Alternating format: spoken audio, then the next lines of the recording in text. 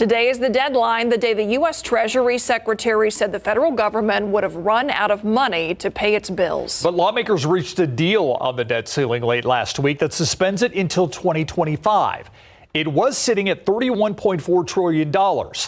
So where did the idea, let alone the implementation of a debt ceiling, come from? Here's KSAT Explains.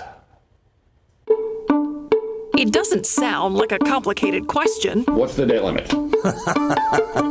But the debate in Washington certainly has been. The debt ceiling essentially tells the federal government you can only spend so much money. The point at which the government can no longer increase the deficit, issue bonds. It is the theoretical limit beyond which Congress can't and the president can't spend money. Wait, did he just say theoretical? Theoretical limit. It came as a result of World War I, and if you can believe it, Liberty bonds, and the fear that the federal government was going to go into debt somehow.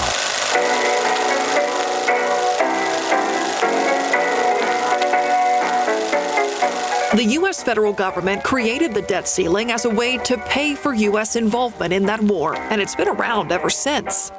Of the G7, the top 7 economies in the world, none of them but us have a debt ceiling. It's a ceiling lawmakers came up with, and one which they have the power to raise. Well, the spending limits are imposed by Congress, which has the power of the purse, if you will. But there's a difference in how much money can be spent versus how much debt the U.S. can take on. The debt ceiling is a limit on how much money the federal government can borrow to pay for spending that's already happened. It's money already out the door.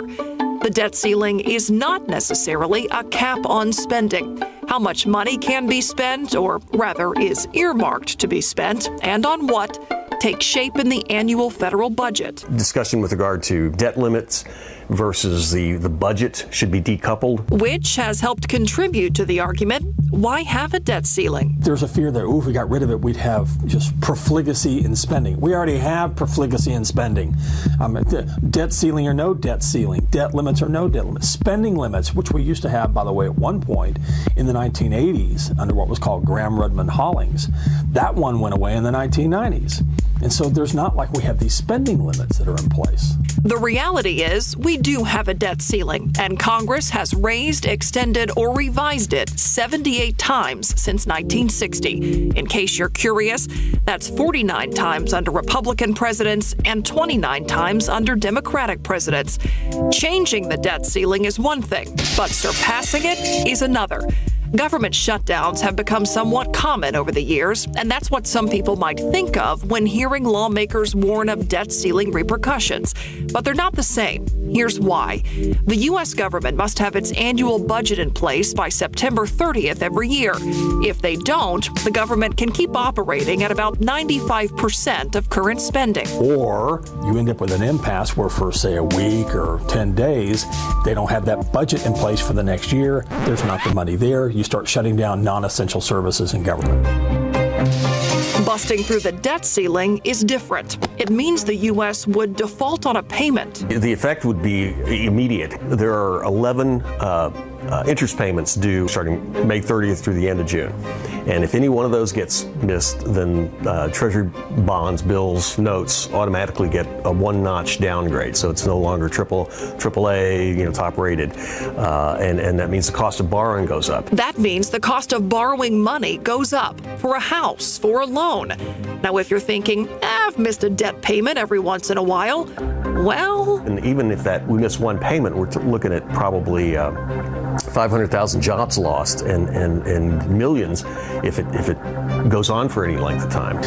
To say that somehow government operates like you and I do, last time I checked, you and I don't have nuclear weapons or can send people to Mars. Defaulting on U.S. debt could also mean halting Social Security payments and military salaries, even a recession. There is no specific grant to the President of the United States in the Constitution of the ability to borrow money or incur a debt. But there is a provision in the 14th Amendment, and President Biden has suggested using it. In so many words, it says the federal government's debt can't be questioned and must be paid. So there is some thought that the president could use that and say you can't question the debt, and so therefore we're going to go ahead and keep borrowing money because we've already decided we're going to spend money on these items. That part of the 14th Amendment has never been interpreted by the Supreme Court before. You can't just call up the Supreme Court and ask them for their interpretation. They don't give advisory opinions. So it would take a legal challenge, which almost certainly would come, and a long legal fight would follow at a time when federal bills are piling up. So I think it would create a constitutional crisis, an economic crisis, and we're stuck with trying to figure out what Congress is going to do in the meantime. And they got that deal done at the end of last week. We want to know what you want to see explained. Scan this QR code to take you to the KSAT Explains page. That's where you can find all the stories we've done and a place to submit your own Explains ideas.